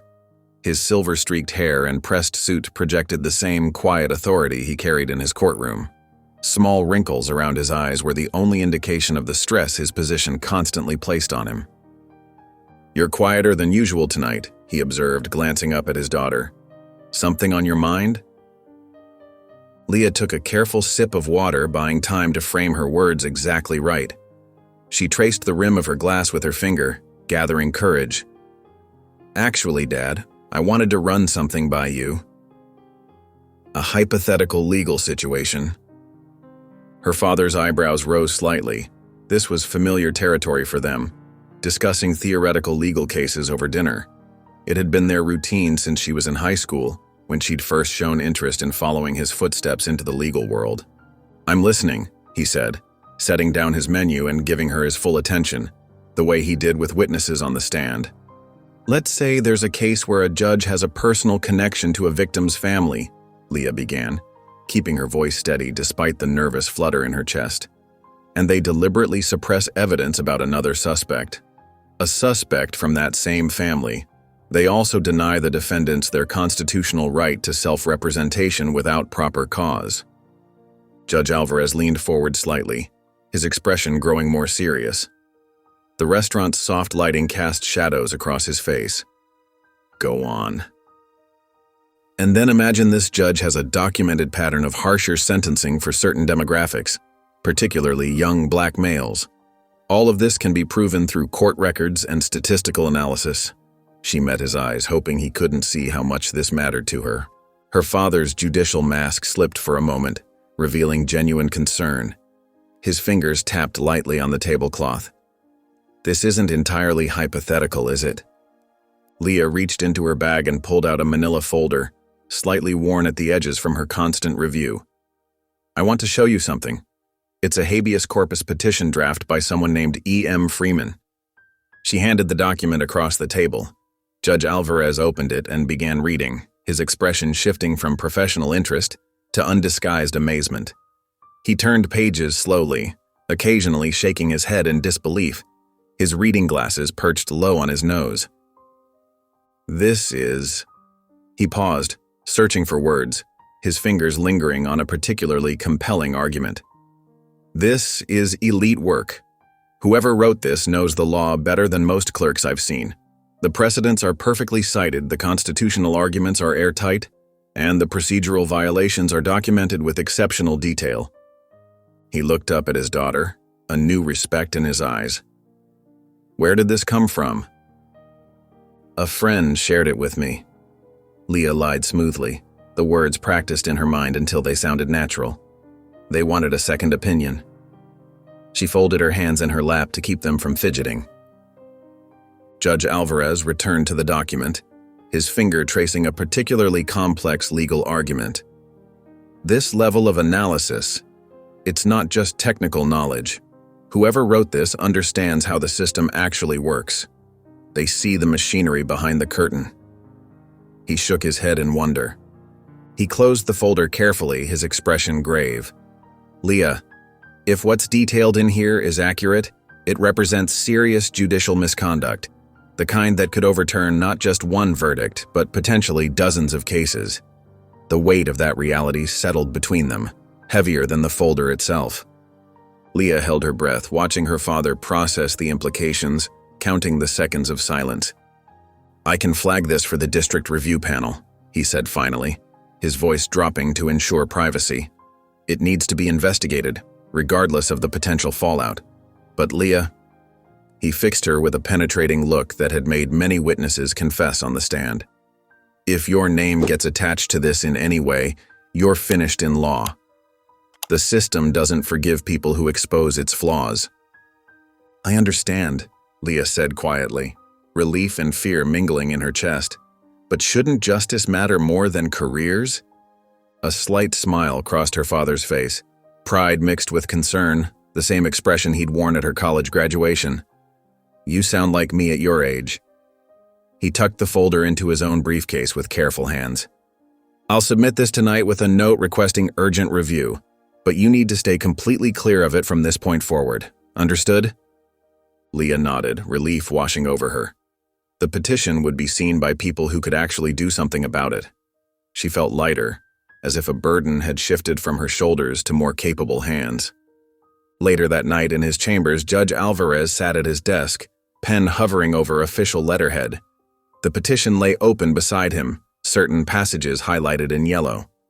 The only sound was the soft ticking of the antique clock on his wall. After a moment's consideration, he began to write, his pen scratching against the heavy paper. "To the District Review Panel, urgent procedural review requested. Anomalies in trial record. Possible judicial misconduct." He sealed both documents in an official envelope, marked it for priority routing, and placed it in his outgoing mail tray. For a long moment, he stared at the envelope, thinking about the potential storm it might unleash, wondering if he was doing the right thing or simply opening Pandora's box. Meanwhile, at Brickwood Penitentiary, Micah was mopping the administrative hallway, a privilege earned through weeks of model behavior. The smell of industrial cleaner stung his nostrils as he worked methodically across the linoleum floor. Officer Martinez, a guard he'd helped with some legal questions about his divorce, approached casually, keys jangling at his belt. "Hey, Freeman," Martinez said quietly, pretending to check something on his clipboard. "Message for you. You've been flagged for a hearing. Court wants to talk." His eyes darted around to ensure no one overheard. Micah's hand tightened on the mop handle, but his face remained neutral, a skill perfected over years of hiding his thoughts. He waited until yard time to share the news with Malik, their eyes meeting across the exercise area filled with the sounds of basketball and muted conversations. "They heard us," Micah said simply, knowing his brother would understand, their private code developed over years of shared struggle. Malik's response was equally subtle, just a slight nod. But in that small gesture was the acknowledgement of everything they'd worked for. Their legal knowledge, learned in secret during long nights of cleaning the courthouse, had finally found its voice. A tiny spark of hope flickered between them, fragile but undeniable. The morning sun streamed through the tall windows of Judge Evelyn Hart's chambers, casting long shadows across her polished mahogany desk. Her fingers, adorned with a single platinum ring, trembled slightly as she held the official notice from the district review panel. The paper felt heavy in her hands, each word seeming to pulse with threatening implications. Federal review requested. Freeman case. For several moments, she sat perfectly still, her normally composed features tight with tension. Then, with practiced efficiency, she reached for her personal cell phone, not the courthouse line, and dialed a number she rarely used. Tyler Rourke answered on the third ring. "Judge Hart?" His voice carried a note of surprise. "Did you say anything to anyone?" Hart's tone was controlled but urgent, cutting through any pretense of pleasantries. "What? No, of course not." Tyler's voice cracked slightly. "Why?" "There's been a request for federal review of the Freeman case." Hart kept her voice low, though her office door was closed. "Someone's digging." The silence on the other end stretched for several seconds. When Tyler spoke again, his voice had risen an octave. "My login data. From that night. Someone at the university IT department must have..." He stopped abruptly, realizing he'd said too much. "Calm down," Hart commanded, though her own heart was racing. Panic makes people careless. We need to be thorough. She hung up without waiting for his response and immediately began moving through her office with decisive purpose. Her computer hummed to life, and her fingers flew across the keyboard, accessing emails from the trial period. One by one, she selected and permanently deleted messages that might raise questions, communications about evidence suppression, unofficial discussions about the twins' request for self-representation, casual exchanges with Tyler's father before his death. A knock at her door made her pause. "Come in," she called, quickly minimizing her email window. Marcus Chen, the courthouse's lead IT technician, entered nervously. He was young, ambitious, and, most importantly, eager to please those in power. "You wanted to see me, Your Honor?" "Yes, Marcus." Hart's smile was warm but didn't reach her eyes. "We need to discuss some routine digital maintenance, the Freeman case files specifically." Marcus shifted uncomfortably. "The backup archives?" "They're taking up unnecessary space," Hart said smoothly. "And given the case is closed, we should clean things up. Standard procedure." "But protocol requires," Marcus began. "I'm well aware of protocol," Hart cut in, her tone sharpening slightly. "I'm also aware that your wife's green card application is coming up for review soon. It would be a shame if there were any complications." The color drained from Marcus's face. He nodded quickly and left without another word. Hart turned her attention to a new problem: Leah Alvarez. The girl had been accessing too many sealed files lately, showing too much interest in old cases. Hart pulled up the security clearance system and began methodically revoking Leah's access codes. Meanwhile, across town in her small apartment, Leah sat cross-legged on her bed, surrounded by papers and her laptop. She'd been working for hours, fueled by coffee and determination. Her old law school email account was open on the screen, accessed through a password recovery exploit she'd learned from a tech-savvy classmate years ago. There, buried in her archived folders, she found what she'd been looking for: a collection of academic ethics complaints from her time as a student representative. She opened one particular file, dated 2 years ago, and felt her pulse quicken as she read. "Professor Rourke consistently demonstrates racial bias in grading and class participation. His son Tyler has displayed concerning behavior, including violent outbursts during study group sessions. Multiple students have reported feeling unsafe." The complaint had been quietly buried, the students involved pressured to withdraw their statements, but the original document remained in her archived email, untouched and damning. Her phone buzzed with a text from an unknown number. "This is Maya Chen from the Justice Review. We received some interesting metadata about the Freeman trial. Would you be willing to comment?" Leah's hands shook slightly as she typed her response. "I'm sorry, I can't help you with that story." She paused, then added, "But you might want to look into Judge Hart's sentencing statistics for the past 5 years. She knew she was playing a dangerous game. The metadata trail she'd carefully constructed, showing Tyler's presence at the university the night of his father's death, Hart's pattern of biased rulings, the suppressed evidence, was now in journalists' hands. But she couldn't be directly connected to the leak. Time was running out. Hart would soon realize the extent of what had been uncovered. The twins would need to be ready. Leah picked up her office phone and dialed the legal call line at Brickwood Penitentiary. After several transfers and security checks, Micah's voice came on the line. She spoke without preamble, knowing the call was monitored. "Your hearing is in 7 days. Be ready." She hung up immediately, not waiting for a response. Standing at her window, watching the sunset paint the city skyline in shades of orange and purple, Leah felt the weight of what she'd set in motion. The machinery of justice was slow and resistant to change, but once it started moving, it could be unstoppable. In her office, Judge Hart stared at her computer screen, watching as years of carefully maintained control began to unravel. She'd spent her career building a fortress of legal procedure and professional connections, using the system's own rules to protect itself. Now, somehow, those same rules were being turned against her. The sun had set by the time she finished her damage control efforts, casting her office in shadow. She reached for her phone again, but stopped. Too many calls would create a pattern. Too much action would draw attention.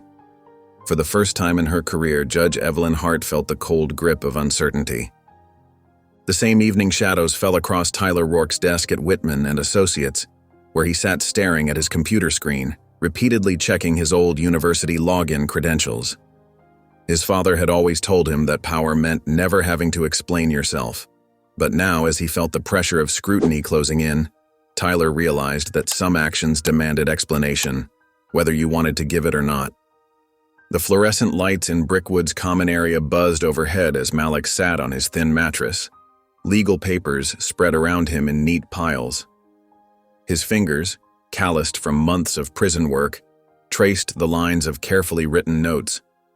Each page contained potential cross-examination questions, organized by witness and topic. He'd spent hours refining them, making sure every word served a purpose. Down in the South Block, Micah had transformed his cell into a war room of evidence. He'd created a timeline using threads pulled from his sheets, pinning them between tiny holes in the concrete wall. Each thread represented a different piece of evidence, connecting events, testimonies, and legal precedents. The guards had stopped questioning his odd behavior weeks ago. They'd written him off as another inmate who'd lost his grip on reality. But Micah's mind had never been clearer. During yard time, the twins found ways to meet without drawing attention. They'd walk the track, keeping pace with each other but separated by several feet, speaking in measured tones about case law and procedural requirements. Article 7, Section 4, Malik would say as they passed each other. 2 laps later, Micah would respond, defines prejudicial conduct in jury selection. They traded citations like others traded cigarettes, building their legal arsenal one memorized statute at a time. Other inmates gave them space, sensing something different about their focus, their intensity. In the evenings, Micah worked on their suits. He'd managed to collect enough worn prison sheets, bleached them as white as possible using cleaning supplies from his work detail. With dental floss stolen from the infirmary and paperclips straightened into makeshift needles, he carefully stitched together what would pass for professional attire. The guards who spotted him sewing just shook their heads. Another crazy con playing dress-up. But every stitch was measured, every seam reinforced. These weren't costumes. They were armor. The prison librarian, Mrs. Rodriguez, had watched the twins for months. She'd seen how they treated her books with reverence, how they helped other inmates with legal questions, never asking for anything in return. When they approached her with their court appearance motion, she didn't hesitate. This is, she paused, reading the document, exceptional work. The motion was filed that afternoon. Within days, the response came, approved. The twins were officially recognized as pro-SE petitioners, allowed to represent themselves at the hearing. Across town, Tyler Rourke's world was crumbling. He sat in his expensive office, staring at the court filing list on his computer screen. One name stood out like an accusation, Leah Alvarez, potential witness. His hands shook as he drove to Judge Hart's house that evening. She opened the door before he could knock, ushering him inside with an irritated expression. "You said it was over!" Tyler's voice cracked, his usual composure shattered. "You promised me it was handled!" Hart's face remained impassive, but her eyes flashed with anger. "Lower your voice," she commanded. "This is my home." "They have a witness," Tyler continued, pacing her living room. "Alvarez's daughter. She works in the courthouse. She has access to everything." Hart watched him unravel with growing disgust. This was why she'd never had children. Too messy, too emotional, too likely to make mistakes. "Then make sure it stays that way," she said coldly. Tyler stopped pacing. "What does that mean?" "It means handle it," Hart replied, opening her front door. "And don't come to my house again." Back at Brickwood, the twins' preparation continued with mechanical precision. They practiced their arguments in whispers during lights out, refined their delivery during work details, and used every spare moment to strengthen their case. Other inmates began to notice the change in them. The quiet determination had transformed into something else, something that made even the hardened lifers step aside when they passed.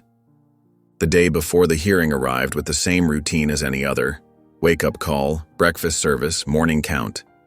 But nothing felt routine anymore.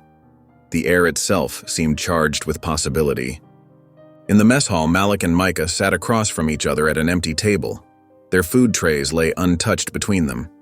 Neither spoke for several long minutes, each lost in thought about what tomorrow would bring. Finally, Malik broke the silence. His voice was low but carried the weight of their entire journey. Tomorrow, we stop surviving. We start fighting. The words hung between them like a promise, like a prayer, like a declaration of war. The fluorescent lights hummed overhead, casting harsh shadows across their faces. But their eyes were clear, focused, ready. They'd spent 2 years cleaning the courthouse floors, learning its secrets. They'd spent months in prison, turning their cells into law offices. They'd transformed sheets into suits, dental floss into stitches, and their anger into argument. Tomorrow they would walk into that courtroom not as inmates, not as janitors, but as men who had mastered the very system that tried to bury them. They would speak not with rage, but with the cold precision of the law itself. The untouched food grew cold between them, but neither moved to eat. There would be time for that later. Now was the time for final preparations, for steeling nerves, for remembering every citation and statute they'd burned into their memories. Around them, the mess hall buzzed with the usual noise: plastic trays clattering, inmates talking, guards calling out instructions. But at their table, there was only focus, only readiness, only the calm before the storm they were about to unleash. The morning sun cast long shadows across the courthouse steps as the prison transport van pulled to a stop. The doors opened with a metallic groan, and Malik and Micah Freeman emerged, their handcuffs glinting in the early light. Their suits, meticulously crafted from bleached prison sheets, hung with a surprising dignity despite their humble origins. Each careful stitch told a story of preparation, of patience, of purpose. Federal marshals flanked them as they climbed the courthouse steps. Their footsteps echoed in perfect synchronization, a rhythm they'd practiced in their cells countless times. Their eyes remained fixed ahead, not searching for cameras or sympathetic faces. This wasn't about redemption in the court of public opinion. This was about truth, cold and precise as surgical steel. The courtroom stood nearly empty when they entered. No press corps jostled for position. No spectators whispered in the gallery. Just a handful of court officers, the prosecution team, and the federal judge presiding over their hearing. The simplicity felt right. No distractions from the facts they'd spent months assembling. Judge William Morrison, a veteran of the federal bench known for his strict adherence to procedure, reviewed their motion for self-representation with careful attention. His eyes moved between the twins and their meticulously prepared briefs. "The court recognizes the petitioner's right to proceed pro se," Morrison announced, his voice carrying the weight of authority. "You may begin your presentation." Micah rose first, his posture straight despite months of prison labor. His voice, when it came, carried none of the anger that had burned in him for so long. Instead, it rang with the clear tone of legal precision. "Your Honor, we direct the court's attention to 3 critical suppressed alibi testimonies." He methodically laid out each witness statement, demonstrating how their court-appointed attorney had failed to file crucial objections at 3 key moments during their original trial. "Furthermore," Micah continued, "under Brady v. Maryland, the prosecution had a constitutional obligation to disclose all exculpatory evidence." He pulled out a document with highlighted sections. "This includes the presence of Tyler Rourke on campus the night of his father's murder, information that was deliberately withheld from the defense." The prosecution shifted uncomfortably as Micah methodically dismantled their case. Each point landed with the precision of a surgeon's blade, cutting through months of carefully constructed narrative. When Malik stood for cross-examination, the original eyewitness, a groundskeeper named James Whitman, seemed to shrink in his seat. Malik approached with measured steps, carrying a stack of printed papers. "Mr. Whitman," Malik began, his voice steady, "I'd like to discuss your social media activity in the months leading up to your testimony." He began reading posts, each one more damning than the last. Explicit praise for white supremacist ideology, calls for racial violence, private messages about keeping the courts pure. Whitman's facade cracked under the relentless pressure of Malik's questioning. His hands began to shake, his voice growing thin and reedy. "They told me what to say," he finally burst out, his face flushed. "I never saw their faces that night. I never saw anyone." A murmur rippled through the sparse courtroom. Judge Morrison called for order with a sharp rap of his gavel. Leah Alvarez took the stand next, her testimony delivered with quiet determination. She presented a comprehensive timeline of deleted metadata, recovered through backups and system logs. She showed Tyler's anonymous forum posts, each one building a pattern of escalating rage and racial hatred. "Your Honor," she said, her voice clear and steady, "I discovered that Judge Evelyn Hart served as Tyler Rourke's godmother, a relationship never disclosed during the original trial. She produced documentation of their connection, including family photographs and financial records showing Hart's contributions to Tyler's trust fund. The sealed motion suppressing Tyler's security badge login came next, revealing a deliberate attempt to hide his presence at the crime scene. Each piece of evidence clicked into place like tumblers in a lock. When Tyler Rourke took the stand under subpoena, his usual polish had cracked. His expensive suit couldn't hide the tremor in his hands, the sweat beading at his temples. Micah approached for cross-examination with the same calm precision he'd shown throughout the hearing. "Mr. Rourke," Micah began, "would you please explain your presence on campus the night of your father's death?" Tyler's answers grew increasingly defensive and contradictory. He stumbled over details, tried to redirect, but Micah's questioning left him nowhere to hide. When Malik silently approached with a printed page, Tyler's composure finally shattered. The paper contained his own words, recovered from a deleted message board, a detailed confession posted in a moment of drunk guilt, describing the argument, the violence, the cover-up. Tyler stared at his own words, his face draining of color. The courtroom seemed to hold its breath. "I did it," he whispered, then louder. "I did it. He humiliated my father. I lost control." His voice cracked as he added, "Evelyn, she helped me. She helped me cover it up." The silence that followed felt absolute. Not a cough, not a shuffle of papers, not a single whispered word broke the weight of that moment. Judge Morrison's gavel crack echoed like a gunshot. "This court will recess immediately to review these revelations." His eyes moved to Malik and Micah, seeing them perhaps for the first time not as defendants but as men who had mastered the very system that tried to destroy them. "In light of the evidence presented and the confession entered into record," Morrison declared, "this court has no choice but to vacate your conviction. You are free men."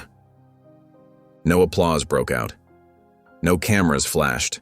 The moment passed without fanfare or celebration. Just the quiet weight of justice, delayed but finally, irrevocably, served. 2 weeks after their release, sunlight streamed through the dusty windows of a modest office space in downtown.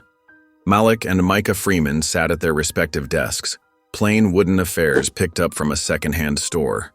The walls were bare except for a single framed document, their newly minted law licenses, rushed through verification after a federal judge recognized their exceptional legal expertise demonstrated during their hearing. A simple black and white sign hung on their glass door, its vinyl lettering stark against the frosted surface. Heartless, criminal defense for the silenced. The name had come to them during their first night of freedom, a reminder of both what they'd overcome and what they meant to fight. Micah's fingers moved steadily across his keyboard, drafting a motion for their third client, another case of procedural misconduct they'd uncovered in their review of local court records. His new suit, though affordable, sat well on his shoulders, a far cry from prison sheet tailoring. At the adjacent desk, Malik held a phone to his ear, his voice gentle but firm as he spoke to a desperate mother whose teenage son faced serious charges. "Yes, ma'am. I understand completely. We'll review every detail of his arrest." He made careful notes in a leather-bound notebook, their first real office purchase. "No, you're not bothering me. This is exactly why we're here." The familiar weight of a memory washed over him as he wrote, the cold chess piece in his palm, tapping out messages to Micah across the prison rec room. The worn plastic had been their lifeline, their secret language when words were forbidden. Each move a coded fragment of case law, each game a lesson in patience and strategy. In his mind's eye, Micah saw the soap-carved citations hidden in air vents, tiny letters etched with desperate precision.